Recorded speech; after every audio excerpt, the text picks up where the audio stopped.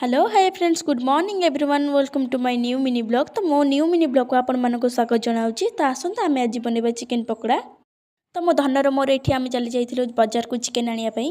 Chicken आनी सारिपा परे आमे आसी घरे होममेड रे टिके मैरिनेशन पई एठी प्रस्तुत करथुलु। तो प्रथमे एठी कंचा लंका अदा और रसुन पेस्ट पका हिची। गोटे चम्मच हल्दी गुंड, गोटे चम्मच काश्मीरी लंका गुंड, गोटे चम्मच लूण आ स्वाद अनुसार गोटे एग, तो गोटे चम्मच जीरा गुंड भी पड़ी।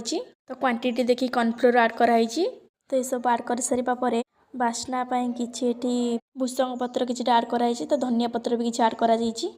तो चिकन पकोड़ार टेस्ट बढ़िया पे एठी किछि रसुणर गोटा छिचा पका हिची। तो ये सब जिनस ऐड कर सारा परे मो धनिया एठी बसिक मेल्ट करूची। सो चिकेन रो क्वांटिटी देखि सारा परे आउ टे कॉर्नफ्लोर ऐड करिया पड़थिला। सो ये सब पड़ी सारा परे चिकेन टेस्ट बढ़िया पे एठी टिके कटा प्याज पका हिची। सो ये सब काम सरिला परे चिकेन को मैरिनेशन करिया पे किछि समय छाड़ देकी आस्तिलु। आमे एठी गैस लगे तेल गरम कर देइथिलु। तो तेल गरम हो सारा परे मैरिनेशन किछि समय पर आमे चिकेन को आनी भलसे छाणी देइथिलु एठी। तो चिकेन को भलसे छाणी के आमे एठी रखि देइथिलु। तो आ भितर आमे कथा होतलु जे तो मु एठी सियोर हेइगल जे मो धनिया ता सासु घरे जाई ता सासु ससुरंग मन पर जीति परिबो रोसई रे।